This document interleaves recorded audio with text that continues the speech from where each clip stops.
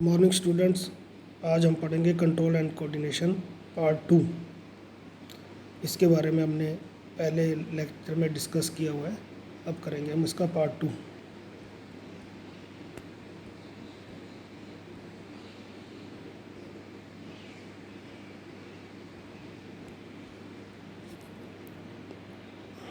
तो हमने डिस्कस किया था ह्यूमन नर्वस सिस्टम में it consist of two parts, दो मेन पार्ट्स हैं इसके। Central nervous system which is made up of brain and spinal cord, जो कि ब्रेन एंड स्पाइनल कॉर्ड का बना हुआ है, ठीक है। और हमने डिस्कस किया था 31 पेयर्स स्पाइनल नर्व्स की हैं, जो कि स्पाइनल कॉर्ड से राइज होती हैं, और क्रेनियल नर्व्स जो ब्रेन से राइज होते हैं 12 पेयर, वो क्या कराता है, पेरिफेरल नर्वस सिस्टम। तो दो तरह के मेन अपने नर्वस सिस्टम है, सेंट्रल नर्वस सिस्टम यानी ब्रेन एंड स्पाइनल कॉर्ड जो कि मेन पार्ट है, और दूसरा जो है peripheral nervous system. Peripheral nervous system जो है it consist of cranial nerve 12 pair 12 pair जो ब्रेन से राइज होती हैं, और 31 पेयर स्पाइनल नर्व्स जो स्पाइनल कॉर्ड के थ्रू राइज होती हैं। Now protective structure of brain, brain जो इतना इम्पोर्टेंट ऑर्गन है, ये पूरी तरीके से प्रोटेक्टेड रहता है। Our central nervous system is properly protected to prevent any injury, यानी कि कोई भी इंजरी हो जाए ब्रेन और स्पाइनल कॉर्ड दोनों के ऊपर कोई अफेक्ट नहीं पड़ना चाहिए, इसलिए ब्रेन और स्पाइनल कॉर्ड दोनों ही प्रोटेक्टेड रहते हैं। ब्रेन जैसे कि आप देख रहे हैं, ब्रेन किस में प्रोटेक्टेड रहता है, स्कल के अंदर। ये जो स्कल है क्रेनियम बोलते हैं।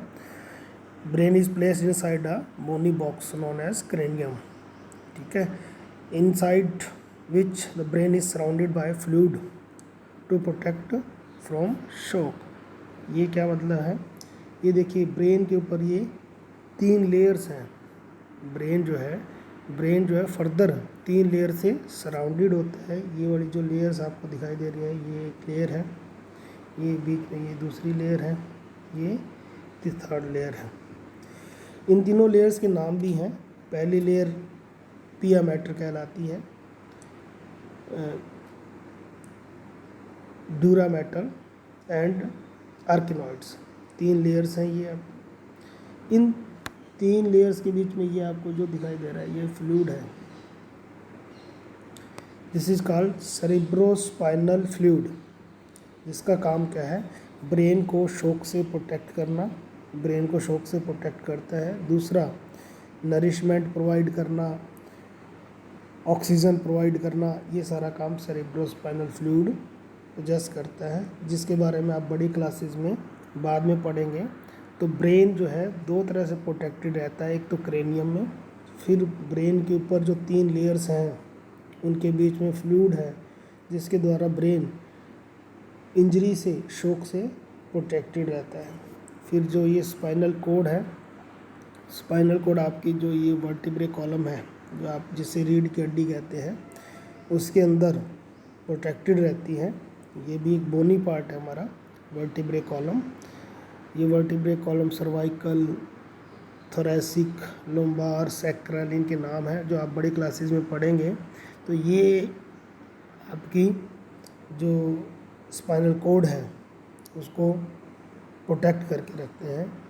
इन्हीं के अंदर स्पाइनल कॉर्ड के थ्रू ये वर्टिब्रे से ही स्पाइनल नर्व्स निकलती हैं, राइज होती हैं, जो कि पेरिफेरल नर्वस सिस्टम का पार्ट है। तो बच्चों, ब्रेन एक ऐसी स्ट्रक्चर है जो पूरी तरीके से प्रोटेक्टेड रहती है, ताकि कोई भी इंजरी आ जाए तो ब्रेन हमारा प्रोटेक्ट रहे, क्योंकि सबसे डेलिकेट ऑर्गन या सबसे मेन स्ट्रक्चर हमारी ब्रेन ही है, जो सभी पार्ट्स को कंट्रोल करती है। तो इसको अगर कुछ छुआ तो हमारे सारे बॉडी पार्ट्स भी काम करना बंद कर देंगे या अच्छी तरह से काम नहीं करेंगे। आगे हम डिस्कस कर रहे हैं ब्रेन के बारे में। It is the most complex organ in the human body. It is divided into 3 main parts. तो बच्चों, ब्रेन है एक सबसे कॉम्प्लेक्स ऑर्गन है जो थिंकिंग का काम करता है। जैसे हम कहते हैं कंप्यूटर में अगर CPU ख़राब हो जाए तो फिर चाहे आपका मॉनिटर, चाहे कीबोर्ड, कुछ भी हो, वो काम नहीं करेंगे, क्योंकि जब इन्फॉर्मेशन प्रोसेस ही नहीं होगी, ठीक है, तो पता ही नहीं लगेगा। जैसे कोई ह्यूमन बीइंग कोमा में चला जाता है तो ब्रेन डेड हो जाता है, उसका ब्रेन कोई रिस्पॉन्स ही नहीं शो करता, तो उसको ना पेन होता है ना कुछ भी।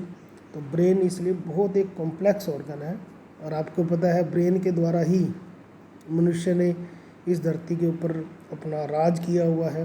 तो ब्रेन ही एक ऐसा पार्ट है, तो ब्रेन हमारे अंदर है तभी हम पढ़ रहे हैं, ब्रेन से ही ब्रेन के द्वारा पढ़ा जा रहा है। तो brain consist of 3 main part, fore brain, mid brain, and brain. Fore brain अग्र मस्तिष्क हिंदी में कहते हैं, मध्य मस्तिष्क, पश्च मस्तिष्क। तो it is the centre of performing all type of action.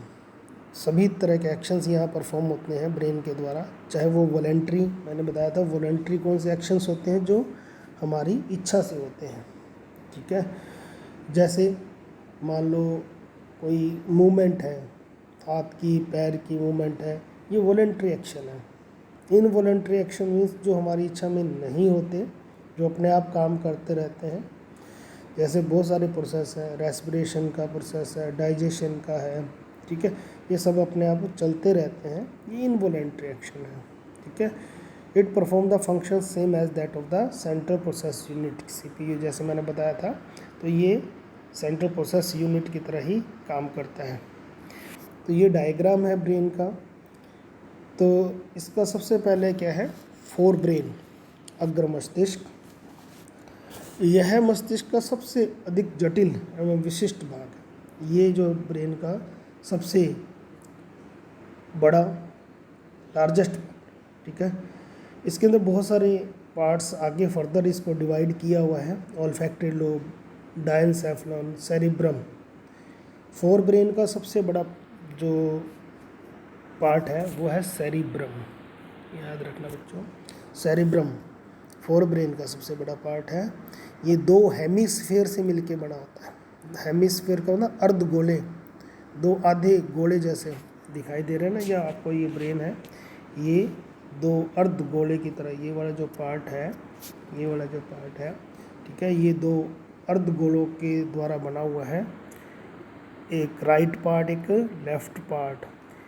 एक बड़ा विचित्र बात है कि जो लेफ़्ट वाला पार्ट होता है वो आपके राइट साइड के ऑर्गन्स को कंट्रोल करता है, और जो लेफ़्ट वाला पार्ट है वो राइट वाले पार्ट्स को, और राइट वाला पार्ट लेफ़्ट पार्ट्स को कंट्रोल करता है। कई बार जैसे हम कहते हैं ना कि इसको अधरंग हो गया, मतलब अधरंग पैरालिसिस।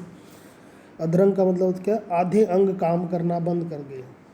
अगर किसी व्यक्ति को अधरंग हो गया, यानी कि अगर लेफ़्ट साइड वाला पार्ट काम करना बंद कर गया, तो इसका मतलब उसके ब्रेन का राइट वाला जो पार्ट है वो काम करना बंद कर जाता है। तो ये सेरिब्रम जो है ये लार्जेस्ट पार्ट है फोर ब्रेन का। फंक्शन, फोर ब्रेन के फंक्शन, ये मेन थिंकिंग पार्ट है ब्रेन का, सोचने का कार्य यही करता है। It has separate area for receiving sensory impulse. Sensory impulse का मतलब सूंघने का, देखने का, ठीक है, टेस्ट का, इन सब के जो अलग अलग पार्ट हैं यहाँ पे फोर ब्रेन में। मैसेज हम कोई भी रिसीव करते हैं वो जाके फोर ब्रेन में जाके वो क्या होगा, प्रोसेस्ड होगा, वो प्रोसेस होगा, उसके बाद हमारे को उस चीज़ का पता लगेगा, ठीक है। तो it has separate area for receiving sensory impulses. Sensory impulse का मतलब कोई भी जो है सेंसरी इम्पल्स आएगी वो यहाँ पे प्रोसेस्ड होगी। It also transmit motor impulse to the muscles.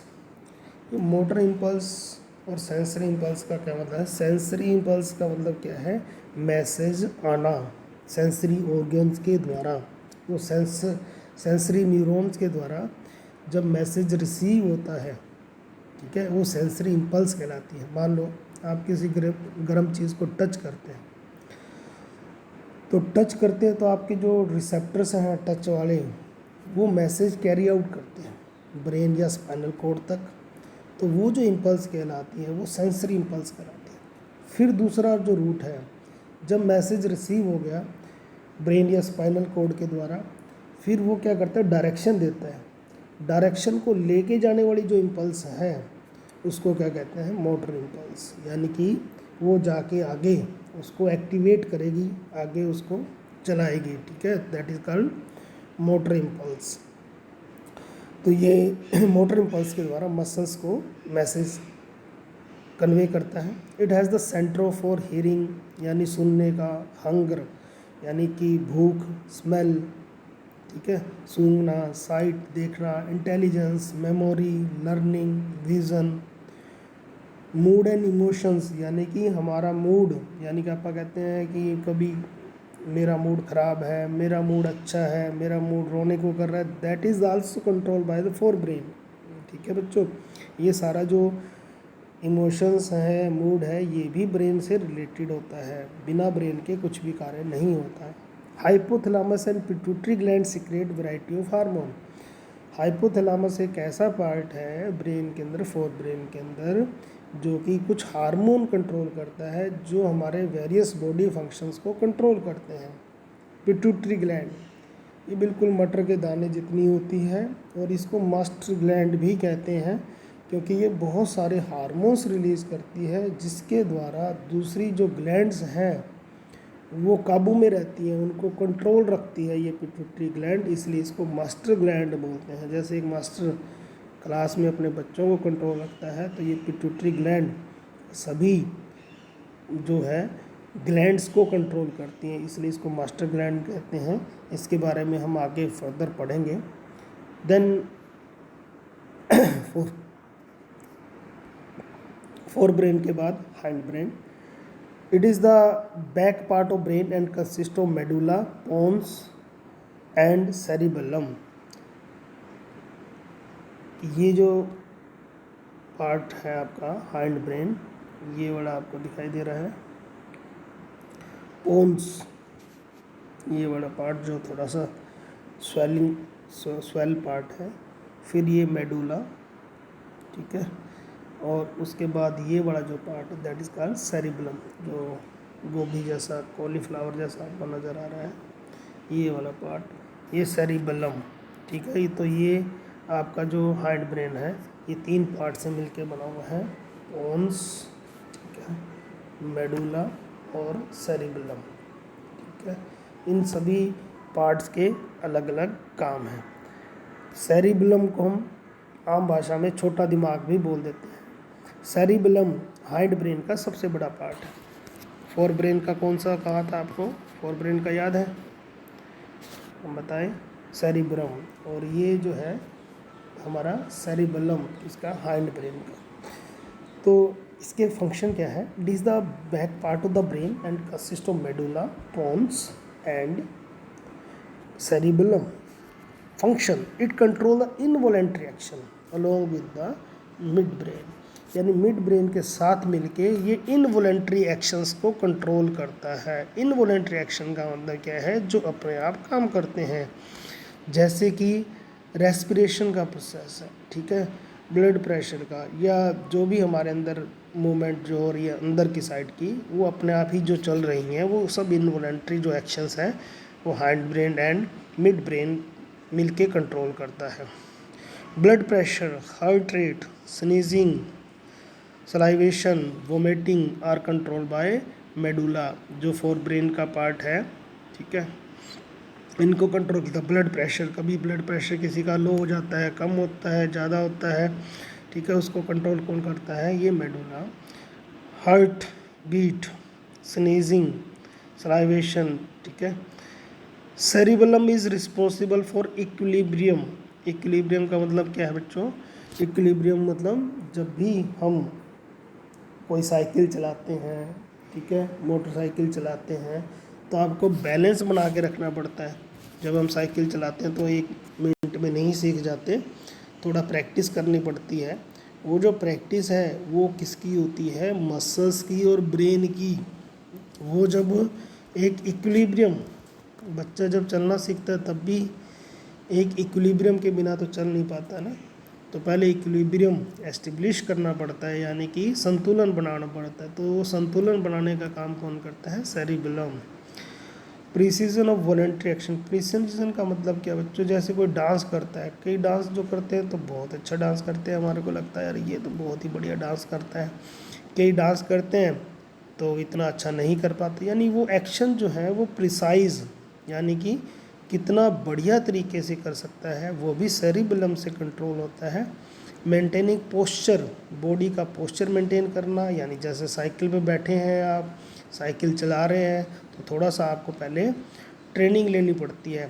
Training लेने के बाद आपका माइंड अपने आप ही सीख जाता है, फिर आपको दोबारा उस माइंड को ट्रेन नहीं करना पड़ता, आप के पैर हाथ अपने आप ही काम करते हैं। जहाँ पर ब्रेक लगानी पड़ती है वहाँ पर अपने आप ही ब्रेक लग जाती है। शुरू शुरू में सारी चीज़ों का ध्यान रखना पड़ता है कि कब ब्रेक लगानी है, कब स्पीड बढ़ानी है, लेकिन एक बार जब ये सब ट्रेंड हो जाते हैं फिर ये ऑटोमेटिक, आपने देखा ना बच्चों, जैसे गाड़ी चलाते हैं तो गाड़ी चलाते हैं शुरू शुरू में क्या ध्यान रखना पड़ता है, ब्रेक कहाँ पे है, एक्सीलेटर कहाँ पे है, लेकिन जब एक बार सीख जाता है वो, उसके बाद अलर्ट होके जब गाड़ी की सीट पे बैठ जाता है, फिर उसके बाद उसको पता नहीं लगता और वो उसके पैर अपने आप ही काम करते रहते हैं, हाथ अपने आप ही काम करते रहते हैं।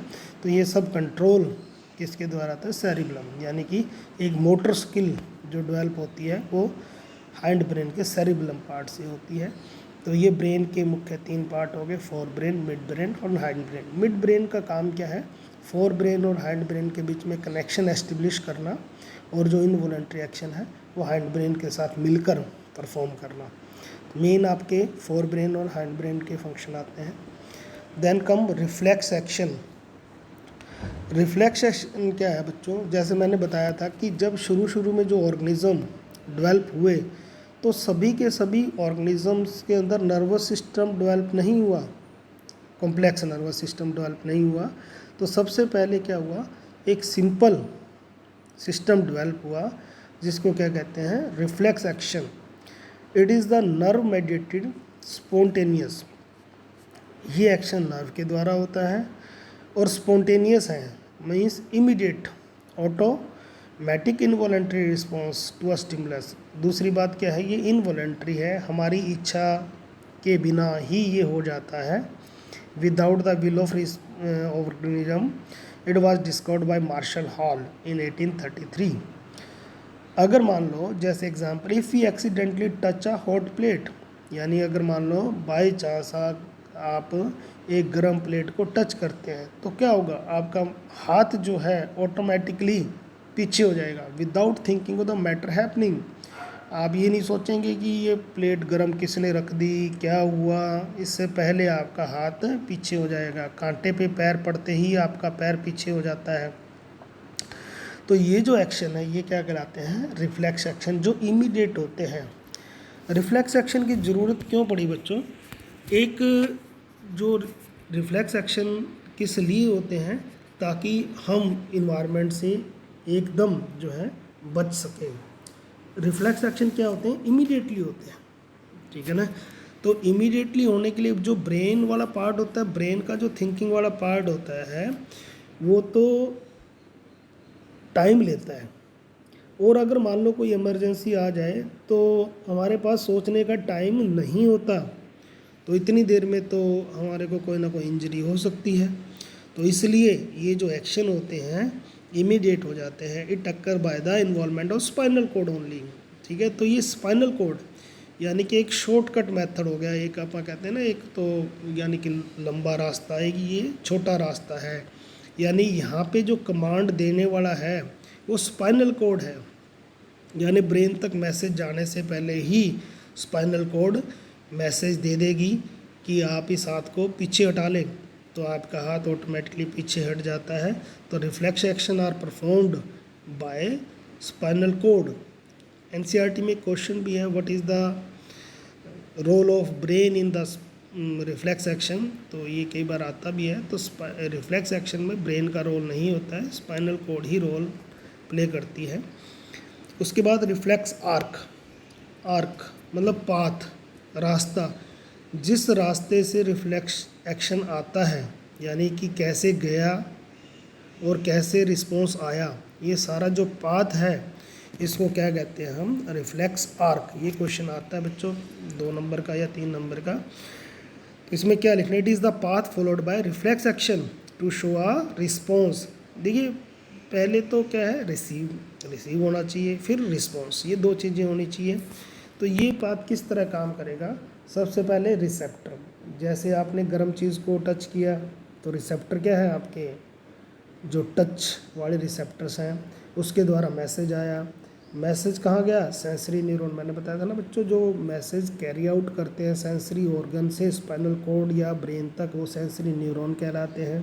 ये सेंसरी न्यूरॉन से मैसेज गया, ये मैसेज ब्रेन तक नहीं जाएगा, ये स्पाइनल कॉर्ड तक गया। अब स्पाइनल कॉर्ड में जब चला गया मैसेज, तो स्पाइनल कॉर्ड ने ही आगे मैसेज कन्वे कर दिया। ये जो न्यूरॉन है, ये कौन सा न्यूरॉन कहलाएगा जो मैसेज लेके आ रहा है, मोटर न्यूरॉन। तो ये कौन सा है, मोटर न्यूरॉन। मोटर न्यूरॉन से जो है ये जो मैसेज आया, ये कहाँ गया, मसल्स में। मसल्स ने क्या किया, हाथ को पीछे खींच लिया। जो मसल्स है वो क्या है, इफेक्टर्स। तो रिसेप्टर से लेके अफेक्टर तक का जो पाथ है, ठीक है, वो क्या कहलाएगा, रिफ्लेक्स आर्क। रिफ्लेक्स आर्क की ज़रूरत आज भी है बच्चों, क्यों, क्योंकि ये एक क्विक रिस्पॉन्स है, ठीक है। यानी रिफ्लेक्स एक्शन जो है वो एक क्विक एक्शन है, जो सोचने का काम है वो धीमा काम है, ठीक है। और जो अधिकांश जो जंतु होते हैं, ठीक है, या तो उनमें ब्रेन होता नहीं है या बहुत कम होता है, तो उनमें रिफ्लेक्स आर्क ही काम करती है, रिफ्लेक्स एक्शन ही काम करता है। तो ये हमारे पास नर्वस सिस्टम के बारे में सारी जानकारी। अगले वीडियो में आपको हार्मोनल कंट्रोल के बारे में बताएंगे। Thank you.